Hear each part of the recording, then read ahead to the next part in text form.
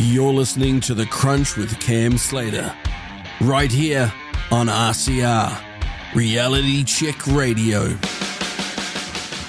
David FARRAR is probably New Zealand's best pollster, and I never bet against David's reckons.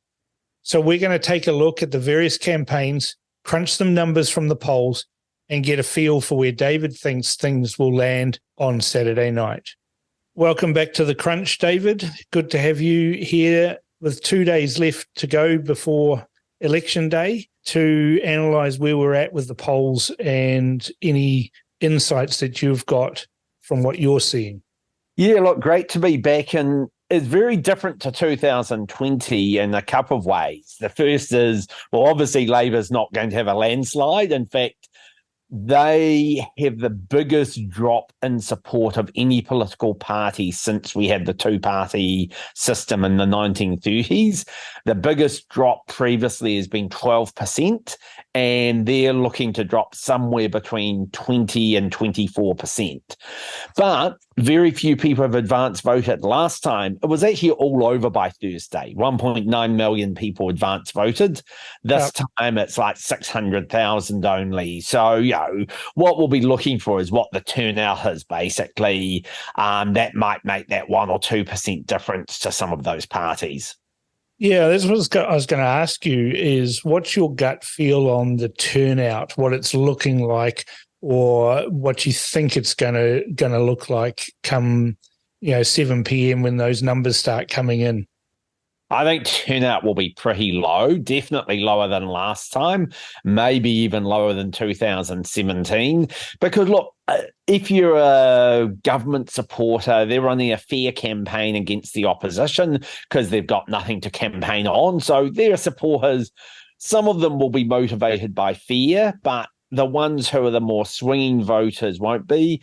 The last 2 weeks of the campaign hasn't focused on issues that matter to people, like cost of living. It's all been about, who might be in coalition? Are they scary? Your numbers don't add up. And frankly, that turns people off. So people I'm hearing from is just like they're over this. They just want a result. They want to move on, etc. There are people very excited about changing the government, but I don't think it's going to be anything like 2020 or even 2017 turnout wise. That's the interesting thing, isn't it? We've got a government that is despised, really. I mean, there's no other word to describe it. It's an amazing fall from grace from 2020 to destroy your vote by, half. Yeah. I don't think I've ever seen anything like this before. Normally losing 5% is considered pretty bad. 5%. If you go from 46 to 41%, you're like, oh, wow, that was a terrible result. If you go from 50 to 26%, I mean, that's just, unheard of. But given that, what we're looking at is a National Party that doesn't look like they're going to crack 40% or return to the John Key levels of support. You've got the ACT Party in the Taxpayers Union Courier poll dropping 5%, which is huge. Yep. Are we likely to see a couple of gotchas out there with some surprise results? People are leaving Labor for different reasons. Those who are leaving for economic reasons have probably gone to National somewhat. Those who have left because they think it doesn't stand for anything have gone to the Greens. Those who are upset that they've sort of talking down co-governance have gone to the Maori Party, and those who hate co-governance are going to act in New Zealand first. Normally, when you lose support, it is often just to the major opposition party, but here they're losing it for different reasons to different parties. All of the polls so far, and we'll see what Thursday night brings with probably the final TVNZ poll, show that neither National ACT or Labour, Greens, Te Pāti Māori are going to get to 61 seats. So New Zealand First is going to be, again, the polls have all had them over 5%. Now, look, you can have a bad turnout, if it's a cold winter's day and, don't turn out. But at this stage, is looking like not quite Winston decides, because he's already decided. He said he won't go with Labour. Yeah. But it looks like he'll be needed to make a government. Which is interesting given the full-on attacks that we're seeing now against New Zealand First. We saw the ACT Party run billboards that had a nice picture of Winston Peters and some words beside it that most people could easily think, well, that's that nice Mr. Peters has been saying. Yeah. Just crazy stuff. Shouldn't have attacked New Zealand First, should have focused on your own policies. And Labour's, of course, attacking Winston now, but not to knock Winston out. They realising they can't win, want Winston there, because they then think that will give them more stuff to rail against an opposition that, they could then hopefully come back after one term, etc. So Hipkins and co are trying to use New Zealand First as a wedge to scare people off National, but they actually, and some of their supporters are probably tactically even going New Zealand First, saying, well, we'd rather have Winston there than a National ACT government. So this will be the fascinating thing, how much tactical voting is there. Yeah, I mean, their ad was showing Winston Peters with Christopher Luxon in his pocket, I thought would appeal to a wide range of people who don't actually like National and want to see somebody controlling Christopher Luxon's globalist tendencies. It's just crazy. So this is an election where I haven't seen many of the norms other than seeing the big parties slide in the polls, as is usual in the last closing weeks of the election. We've never before seen a government run such a negative campaign against the opposition. They sort of have to, because their track record's so abysmal. Often, of course, you part the press releases, etc. But if you look around the country at the moment, Labour are running blue billboards, with quotes from National MPs on there. They're running stuff about Winston, and their mates in the CTU have run a $400,000 campaign personally against Chris Luxon.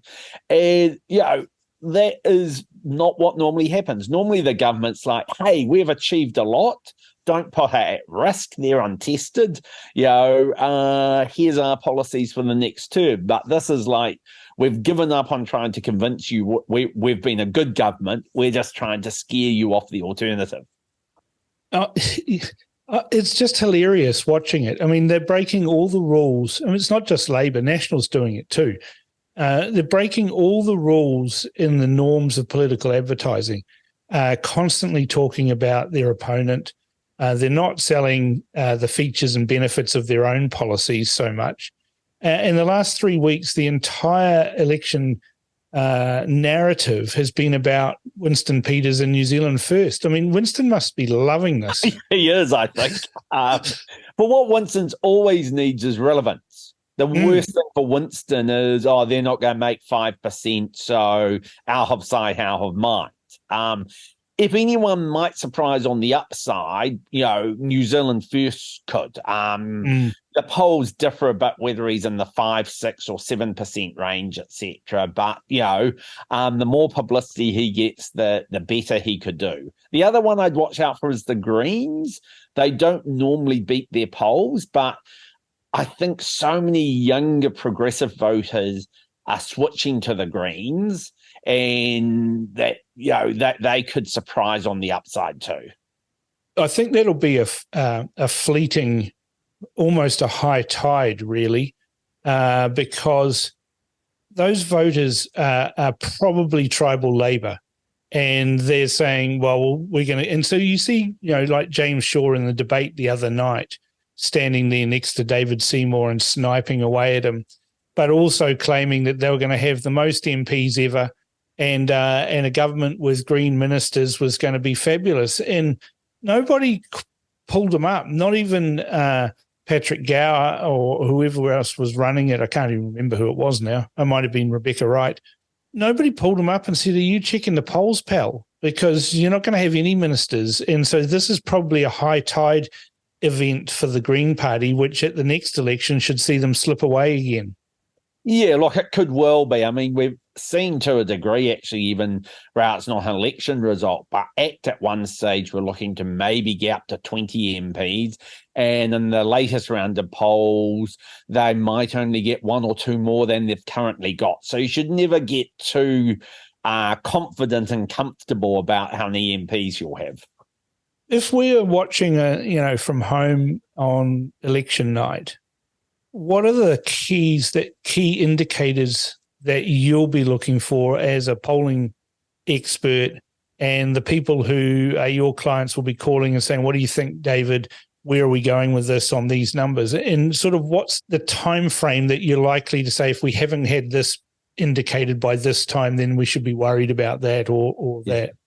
Well, it's all changed a bit with the advanced voting. It used to be your first hour or so are all the small rural booths coming in, and then you have the more representative booths, and then the last booths to come in are the big South Auckland booths, etc. So I remember I used to sort of have a spreadsheet that if we're at this at 7:30 at night, will be this at 9 o'clock, 9:30. But now with the advanced votes, you may have, it won't be 2/3, but 40% of the electorate will know those results by 8 o'clock.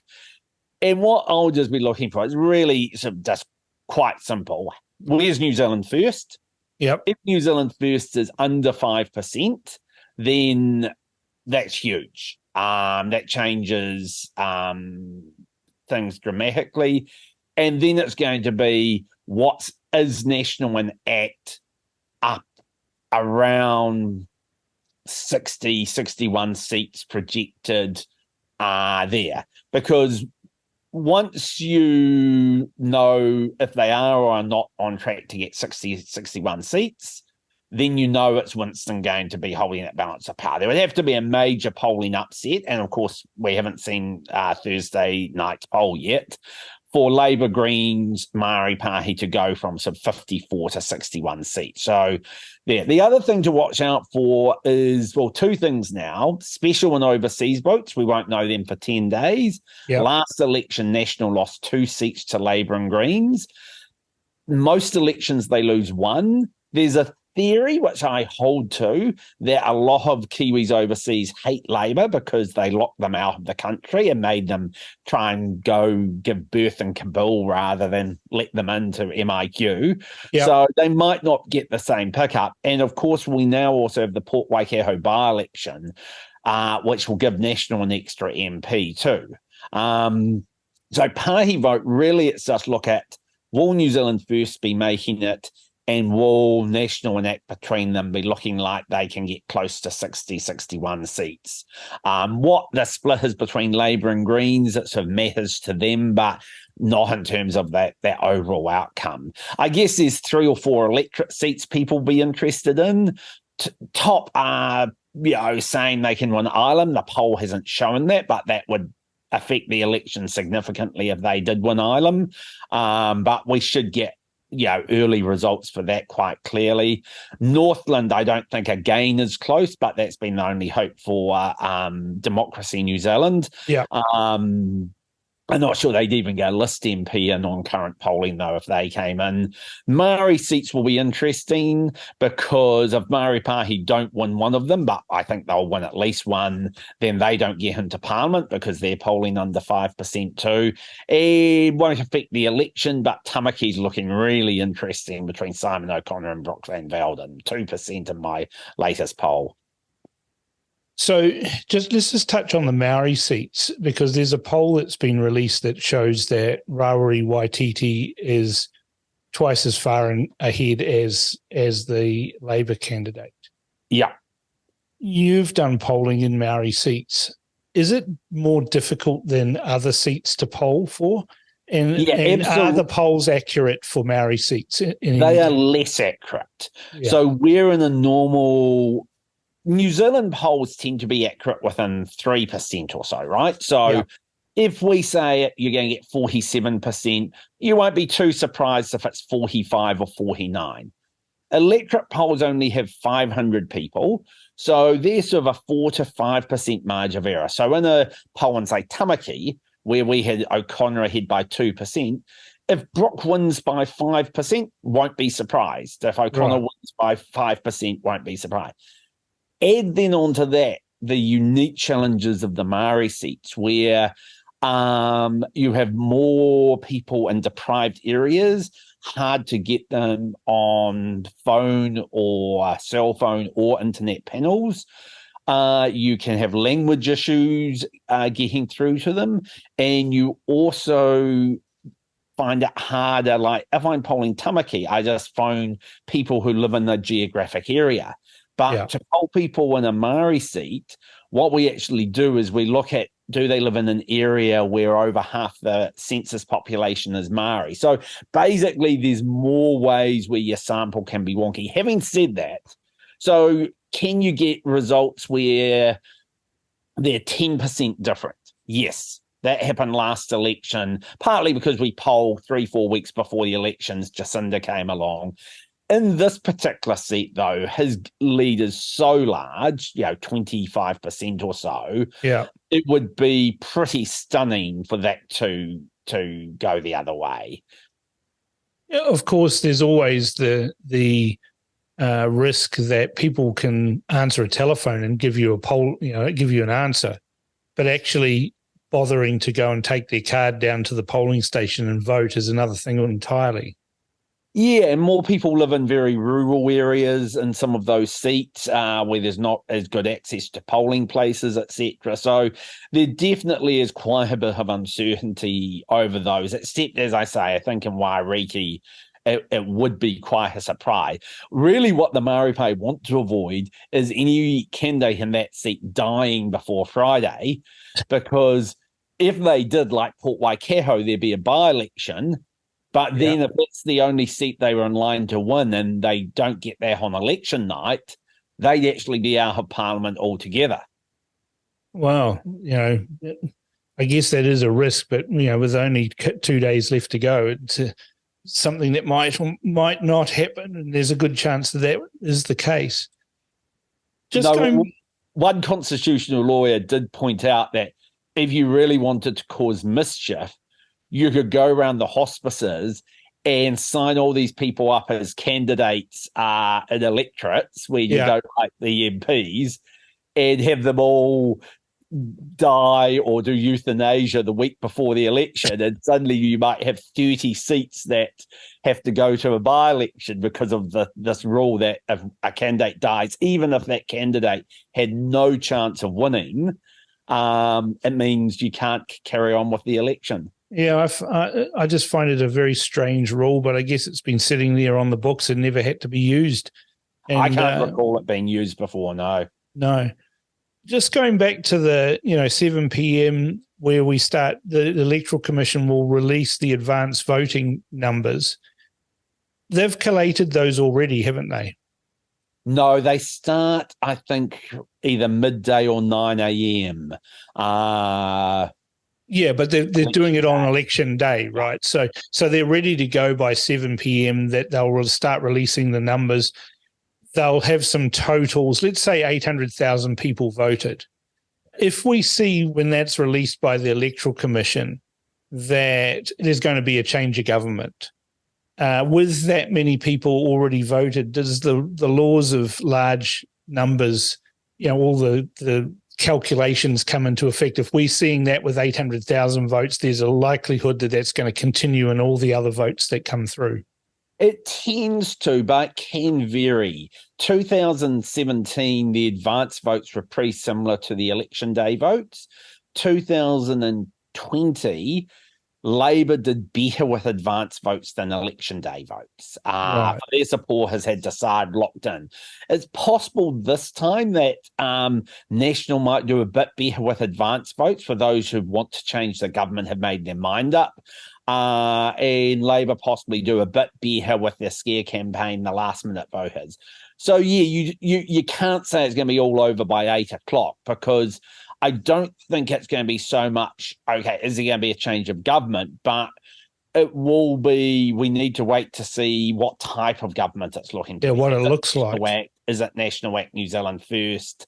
How also, of interest is how many ministers will Labor lose? Are they going to they might only get 3 or 4 list MPs if they have a really bad day. Or none. That would be interesting. I mean, there is a chance of that decapitation strategy working against the Labor Party, where they don't get any list MPs because they've won all the electorates they predicted to win. And their vote is so low that they actually create an overhang, and then there's no list MPs, which means that David Parker and some other senior MPs would just disappear. And Grant Robertson, Andrew Little, Ayesha Verrill. Yeah, they hold, I think, 46 electorate seats at the last election. Most polls have them getting 35 seats. So they have to lose at least 12 electorates to get even one list MP. And are they likely to lose 12 electorates? I think they are likely to use 12, but potentially maybe not a huge amount more than 12. If their campaign in Wellington, if they keep Ohio and Hutt South, for example, because Wellington's always very red, you've got that. Yeah, just doing a quick count, there's Upper Harbour, they're probably likely to lose that. I'd say so. Mangakeke, they're probably going to lose that. That's 2. So we're on the way there. They're going to probably lose both Hamilton seats. Yeah, those are bellwether seats. If you lose Hamilton, probably. Yeah, if you lose Hamilton, then you're losing the country. If you lose Auckland, you're losing the country. So those not that many marginal seats in Auckland though. Mangakeke and Northcote. Northcote, they'll lose Northcote. What's that? They'll lose Northcote. Well, I'm not sure they were going to until all of Shannon Halbert's former staff came out and he's a terrible bully. I can't imagine that helps you in the election campaign. No, not entirely. Yeah. So, the key indicators then for you are to see what the lay of the land is from that, the big dump from the Electoral Commission straight up. And then you'd be looking at some key seats like the Hamilton seats, like New Plymouth, Napier, perhaps, to see what those are doing. And if those are lost to Labor, then we're definitely seeing a change of government. Yeah, the provincial seats, make up, they combine the provincial cities even bigger than Auckland. Yeah. So that's your Hamiltons, your New Plymouths, your Napier, your Nelsons, Palmy North, Invercargill, Dunedin, etc. And some of those are safe Labor, Dunedin, etc. But if you've got these massive swings in Hamilton, New Plymouth, Tauranga, that's going to affect the party vote. Yeah, big time.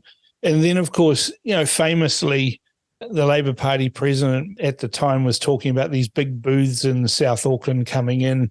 If we're seeing a low turnout that's coming in the booth numbers in the South Auckland electorates, then Labor's toast too, aren't they? Yeah, they really, unless the polls are all wrong or all change in the last couple of days, they need to win the turnout game. And to be fair to Labor, they usually have a good turnout game. But last time, Jacinda Mania, pretty easy to turn people out. What is Chris Hipkins offering South Auckland? Well, he's scaring them against a change of government, but I don't think he's offering them that much, to be honest.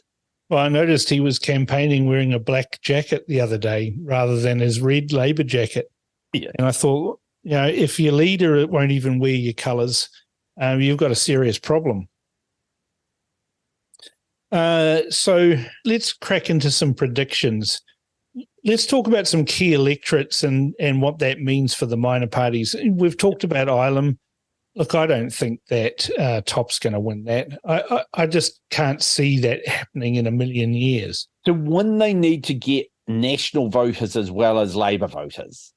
And they haven't really made a good case for why national people should split their vote, because Top's not promised to go with national. Well, Top, no one actually knows what they stand for. I mean, I can't believe they're still around. It'd be like the Internet Party still being around and campaigning. Oh, that'd be great. Northland, we're going to see a national MP there, aren't we? There's been, Grant 4... McCallum should win fairly handsomely. What will be interesting maybe is who comes second. Will it be Willow Jean Prime, the incumbent MP, or could Shane Jones even come second? Well, if Shane Jones comes second, then that's a good indicator for New Zealand First. But yeah, I mean, it'd be a silly man to bet against National winning that electorate. I mean, yes, we can point to 2020, but 2020 was an aberration. So the hopes of democracy in New Zealand, I mean, the 4 polls have shown that up there in that electorate that there's no way that anything's happening other than a march towards the blue team. Yeah, they've all been consistent. Different results, but same outcome. Yeah. What about in your polling? Have you detected this hidden 2 million votes that Liz Gunn is saying that they're going to get for NZ Loyal? No, there are a few percent saying other parties, but the problem is that I can't even list all the anti-vax parties. There's so many now, or anti-mandate parties. I think you've got the Leighton Baker Party, you've got Democracy NZ, you've got, is Liz Gunn's one Loyal, is it? Yeah, NZ Loyal.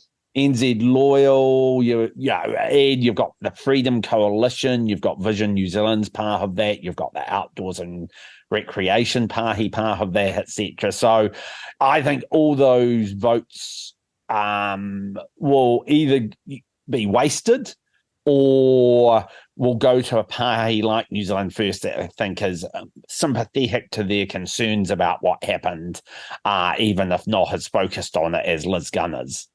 Yeah, well, Liz Gunn's saying at every public meeting that the indications are that they've got 2 million people voting for them. How many voters are there in a general election anyway? 3 to 3.5 million. So there'll be a majority government if that's right. Right. So she's claiming they're going to have enough votes to be like the Labour Party after 2020. Yes. And you're not picking the it up. problem is they only have 3 list candidates. 2. So if you're actually a fan of small parliament, you should hope they get 60% of the vote, because then Parliament will go from 120 MPs to around 70 or so. Look, all politicians are charlatans to a certain extent. They'll say whatever it takes every 3 years to get elected. It's the job of the news media to hold them to account, and we don't see that happening very often. But for these minor parties, I've come to the conclusion now, and it's rather strong, my views on it, but it's rather deceitful to be talking about creating this huge wave of support when it doesn't even show up in the polls. And there's no way that I can accept that all the polls are bent. Some of them occasionally have a slight aberration in the results compared to others. But what we're looking at with all of the polls is the numbers are there or thereabouts. They're remarkably consistent this time round. There's 7 or 8 different polling companies, and they're all getting very similar results. Yeah, so based on that, the chances of NZ Loyal getting even 1% are very slim, aren't they? They're certainly not going at 5. I mean, when you're down at around the 0.5% mark, whether it's 0.5% or 1%, it can vary, but it's going to be nowhere near 5%. So the reality is we're going to see the National Party, the Labour Party, ACT Party, Green Party, maybe the Maori Party, depends if they win a seat or not, and New Zealand First in Parliament, and a government that will likely be a National ACT and New Zealand First coalition of some description. Yeah, I think that's the most likely outcome at this stage. It rather begs the question then why National came out over the weekend and did what I saw as a Hail Mary and desperate attempt where they started raising the spectre of a second election. And as Winston Peters pointed out on breakfast television, that's never happened in the entire history of New Zealand's voting since 60 something. It did seem desperate. What's your view on that? Look, you look at what the incentives are. If you're the major party, to be blunt, they would like to be a single-party government like Labour was, and almost like John Key had, where you have like 58, 59 seats and your minor partners, you give them a cup of bones, basically. Yeah. Failing that, two-party coalitions let's just put personalities aside for a moment, are better than three-party coalitions because you only need to agree with one other party and you can get on there. So their incentive is we'd much rather have a two-party one. Add on the fact that Seymour and Peters especially get pretty fractious with each other, and Seymour has said he'd never support a government with New Zealand First in cabinet. What National's worried about is that if people think it's inevitable New Zealand First, it will be part of a National-led government, they might bleed some support back to Labour. So it's not actually so much anti-New Zealand First. It's responding to Labour's scare campaign effectively is what they're trying to do. Yeah. But I guess they have to do that when they're not approaching 40% in the polls. You know, if you're over 40%, it changes the narrative a little bit, but they're not, and they don't look like they've been any. I mean, this is where someone needs to sit down and say to Chris Bishop and Christopher Luxon, remember when you said the goal, 3 months out from the election was to get over 40%. How'd you go on that? Yeah. National's votes actually holding up in most of the polls reasonably well. Yep. It's more that ACT have been losing support, like in the Courier TU poll. National actually went up 1%, but ACT went down 5%, New Zealand First up 3%. So to a degree, I think, National had been, well, even 35, 36% is enough if ACT gets 12%, but if ACT's only getting 9%, suddenly it's not enough. Do you think there's a risk that, well, it's not a risk is probably the wrong word, is there a chance that ACT could be outpolled by New Zealand First on election day? Yeah, there is a chance. I won't call it a high chance, but if one's polling 7% and one 9%, that is getting into territory where if one has good turnout and the other doesn't, there could be a small lead to New Zealand First. Not likely, but not it's not zero, thing which would be, I never saw that coming. Yeah. So there is a possibility, but it's a small possibility. Yeah, well, that's a shame because I've got some bets on that. But anyway, it's an interesting campaign, and like you and I have been following politics for a long, long time, and I'm struggling to pick what this is like. And I put that to Winston Peters the other day, and he couldn't give me an example. He said it's not like 2002. Morris Williamson said the same thing. It's not like 2002, but it's not like 1990 either. But some of the results will be like Labour halving their support is massive compared to 1990, where a landslide election was won by Jim Bolger, but it was only about a 12% swing. Like a few months ago, I thought it was looking like 2005 election. Labour and National very close to each other, will come down to the wire. Then as they started to fall away Labour, I was thinking, is it maybe like 2002? But as Winston's come back in, actually, have a look at the 1996 election. National got 34%. And they're polling around 36, 37, not too far off. Labour got 28% in their election. They're polling around 27, 28. New Zealand First isn't going to they got 13% that time, but they're certainly well above the threshold. ACT got over 5% that time. They're above the threshold. And if you substitute Greens for the Alliance, it's probably more similar to 96 than any other. The thing I pick up is, look, people are desperately unhappy with the government. They're desperately unhappy with the country, but they're uncertain about what the change should be, what to change to. And that then leads, if it's looking like 1996, and David Seymour's attitude in the last few days where he's reiterated his threat to sit on the crossbenches and choose which policies and what things he's going to fund. Seems rather dangerous position for him to paint himself into, having that together with his he'll never support a government where Winston Peters is in cabinet, where ACT can hardly go and support the Labour Party and the Green Party in any of their policies. He runs the risk that Christopher Luxon thinks, well, actually, it's probably easier to deal with Winston Peters, and we'll just throw a couple of bones to the ACT Party, but where else are they going to go? Look, it's going to come down to what each party gets. If a month ago, if it was looking like ACT getting 13%, New Zealand First 5%, then that 13% party has a lot of sway. If, though, it's ACT gets 9%, Winston gets 7%, or even closer than that, then yes, Luxon will have different dynamics at play in trying to put government together. I think for my one, because ACT have ruled out supporting New Zealand First in Cabinet, New Zealand First, if that holds, will stop ACT going into Cabinet. Yeah. And do you do ministers outside Cabinet? Well, maybe, but then you have to defend the government even though you're not run the Cabinet table. So they may end up with a national minority government which has to do confidence and supply agreements and get every law agreed to independently by both ACT and New Zealand First. And that would be very challenging. It would be a disaster, actually. But that's the thing that I found with Luxon's messaging over the weekend, that we may have a second election if we can't do a deal.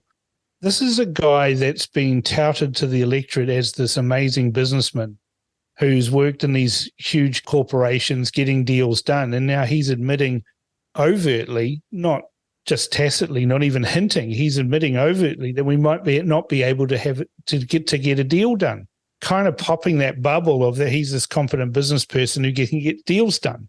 Because I know that Winston Peters will do a deal. He'll do a deal with the devil if it's necessary, right? And so what you're left with really is David Seymour on the outside being petulant when things are so important for this country to get right. I mean, our economy's on its knees. We've got a large segment of the community that are work shy and don't even want to go into the office, preferring to work at home with Zoom, etc. There's just massive, massive structural problems that are occurring in New Zealand that are going to need to be fixed up. And we've got a couple of petulant schoolboys throwing their toys out of the cot. It doesn't really fill you with confidence, does it?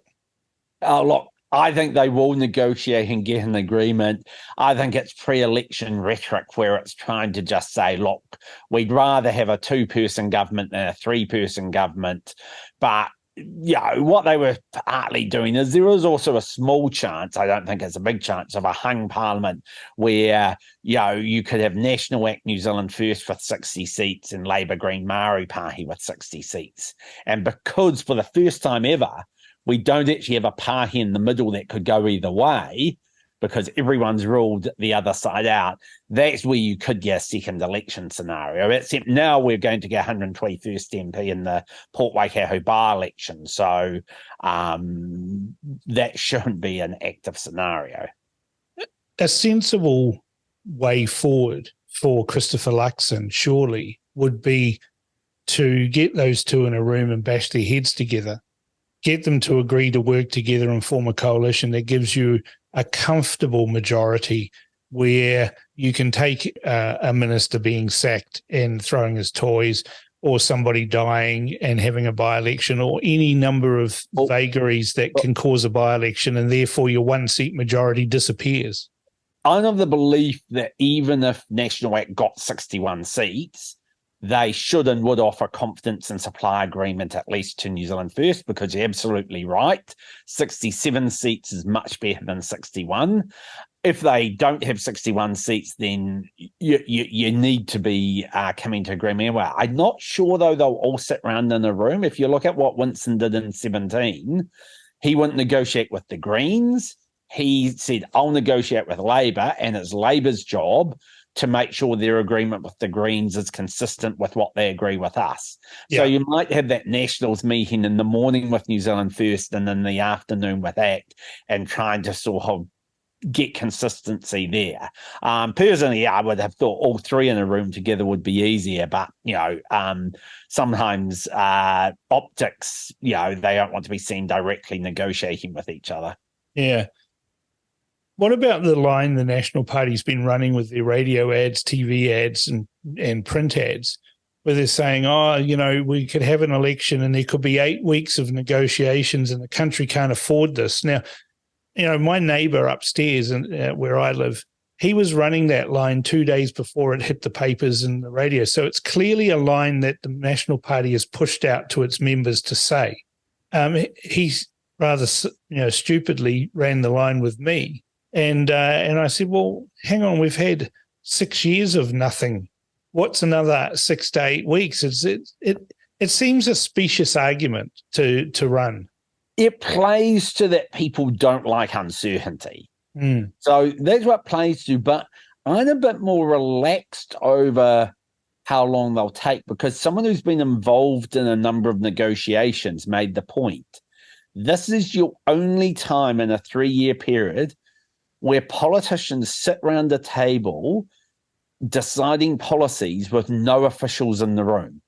And so don't worry if it takes an extra week, because this is, if you want good policy outcomes, this is actually your best opportunity to actually get good policy delivered, because once you're actually in government, then it's far hard. Everything has to be done through cabinet papers, official advice, 6-month consultations, etc. So I'm more interested in the quality of any agreements rather than how long they take. Yeah, I mean, I'm of the same opinion. I don't actually care how long it takes. I mean, in Germany, it took 3 months. In Israel, they've had multiple governments. They had to have 4 elections to finally get the result that they've got now. So I think, if it takes 4 to 6 weeks, and remember 10 days is taken up by waiting for the special votes. But if it takes 4 to 6 weeks to get an agreement where the majority of each party's policies are supported in some way or another, then isn't that a good result for New Zealand that we took that time to do that? Yeah, look, if the quality outcome is good, that's the most important thing. I don't think it will take as long as usual, because if you accept Winston at his word, he's not going to be doing what he's done on 3 other occasions where he sits down with National and Labour, and they sort of play them off against each other and see who can get the best deal. He should only be sitting down with National. Around National, of course, will be meeting with Act 2, but by its nature, I would have thought negotiating with just one major party should be a lot quicker than negotiating with 2. Yeah, that's what I would have thought. But, I've raised this question privately with Winston when I had a whiskey and cigar night with him. And I said to him, look, everyone thinks you're lying and you're full of shit and that you will negotiate with Labour. And he put down his cigar and he looked at me across the table and he says, listen to me here, Cam. I am not doing a deal with those people at all. And he was emphatic about it, and he was pounding the table when he did it. That is the feeling of animus that he has towards the Labour Party, and I've never seen that before. Yeah, no, I mean, this is the first time he's been so explicit. I do understand why, because in the past he has been tricky. Like in 96, he never said he wouldn't go with National, but he said, I want to get rid of the national government. And then when he did a deal with them, he said, well, I did get rid of them. It's now a national New Zealand First government. And yeah, technically didn't lie, but that's why people are a bit there. But the fact he is at 100 public meetings said, I will not support Labour, I won't do supply and confidence. My belief is he will only negotiate with National. Where it could get interesting, though, is what if there is too big a gulf between what you can get ACT to agree to and what you can get New Zealand First to agree to? Could Winston, after 4 or 5 days of negotiating with National, if he really can't get anything satisfactory, then could he say, well, I'm going to talk to the other side? Unlikely, but not necessarily impossible. I mean, if you look at the policy prescriptions of New Zealand First and National, there's not too much different. I mean, there's a couple of things that are probably not going to fly. But the biggest sticking point, I think, would be between National and ACT, when you've got ACT who is emphatic that they're going to have a referendum on co-governance. Now, I'd argue you actually don't need to have a referendum on co-governance because we had an election and the parties that supported co-governance lost. But David Seymour's dogmatic about that and emphatic I can about understand it. why, though, because yes, they lose this election, but in 3 or 6 years they'll come back and they'll take that as a mandate to go even more radical. But they'll still do that anyway, even if you had it. Well, if it's a referendum that will entrench a law defining, I do quite like. Well, that's a different proposition, isn't it? Because normally our referendum, the politicians say, thanks very much, that's nice, and then totally ignore it. Yeah. It needs to be an entrenched referendum. So it's binding on courts, it's binding on the government, it's binding on Parliament, and the only way you could overturn that is another referendum. So that could be a useful outcome, would be Active said this, if Winston's the one who says, well, I'll only support her if it's a binding referendum. So the people should decide, not the politicians. That could be, one of the potentially good outcomes of coalition negotiations. It could be. And the other thing that I was thinking too is that Christopher Luxon, he's desperately wet, really. He's quite liberal. I mean, he's more left-wing than Helen Clark in many respects. Not as left-wing as Jim Bolger. No one is left-wing as Jim Bolger. That's one of the reasons why I never support a republic. As long as Helen Clark and Jim Bolger are still alive, I will never support a republic. But anyway, I can see a benefit for Christopher Luxon to have New Zealand First, where their first 3 MPs are all Maori, with Winston Peters, Shane Jones, and Casey Costello. And they're saying things that Christopher Luxon can't possibly say. And they do things that Christopher Luxon can't possibly do. And so to bring New Zealand First in, and then also there are some things that ACT and David Seymour can do, again being Maori, that they can say in this space that the National Party can say, well, we agreed to do it in the coalition agreement, but what they say is up to them.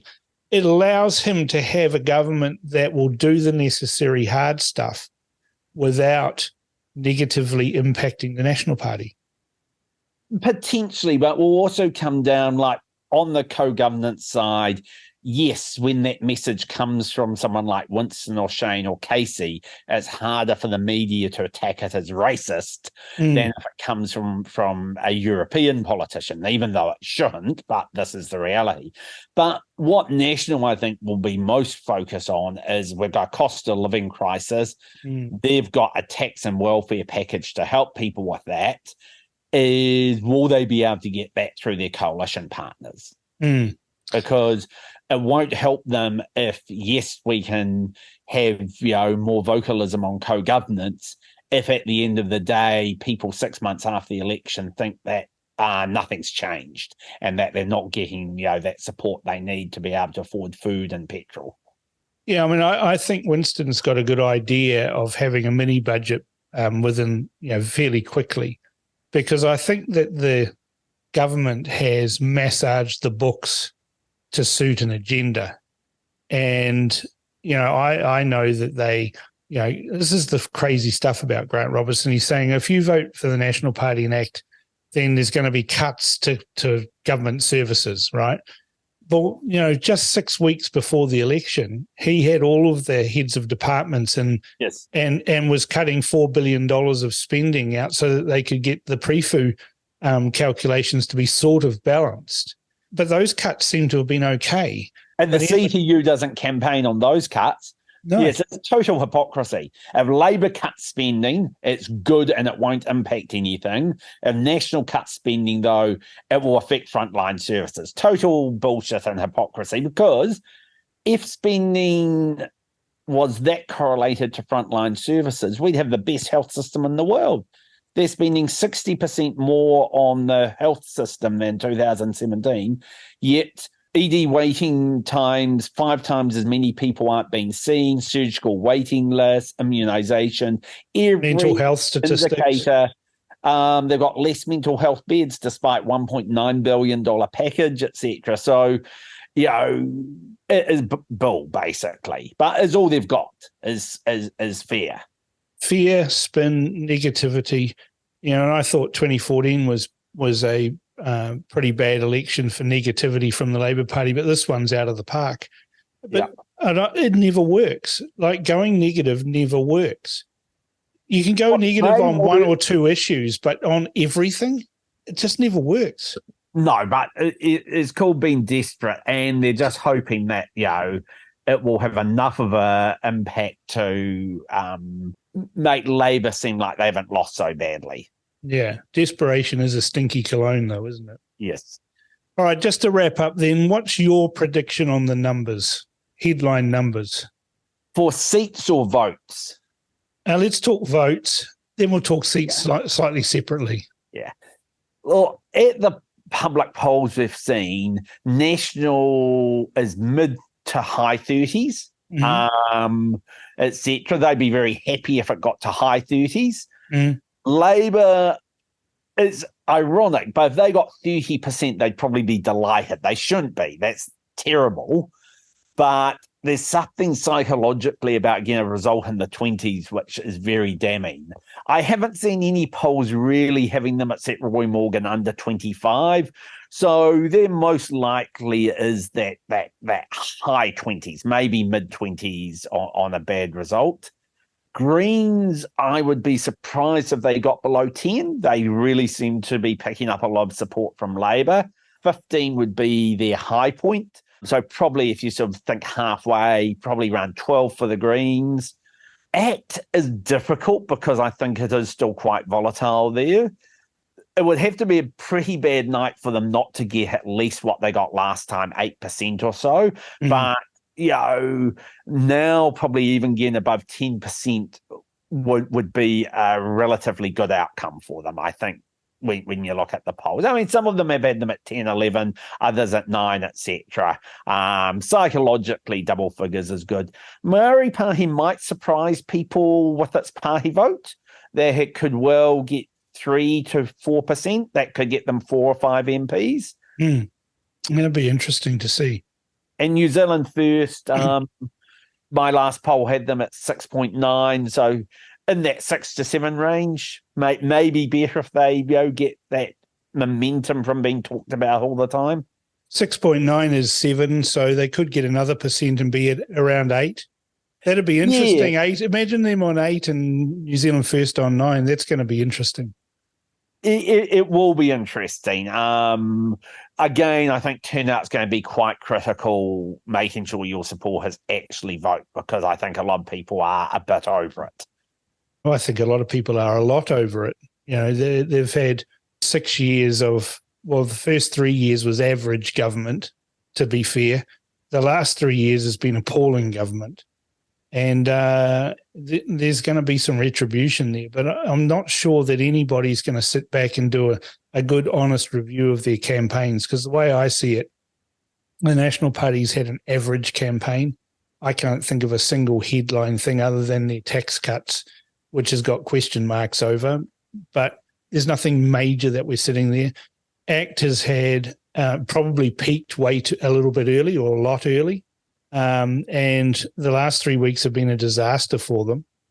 The Greens, I'm not even sure they've had a campaign, really. They're just sucking up disenchanted Labour voters. Labour's had an appalling campaign. And New Zealand First has had a great campaign, mainly because everyone else has talked about them. Yes. So it's Winston Peters' election in terms of a campaign. I mean, he had Kobe, the new dog that he's got, and then he had the video of the horse. The horse, yeah. But every time it appears, there's this discussion about Winston Peters on the news, there's the horse video again, So in terms of advertising, that's the biggest bang for the buck, and probably the cheapest ad they've produced ever. That's been spread around hugely.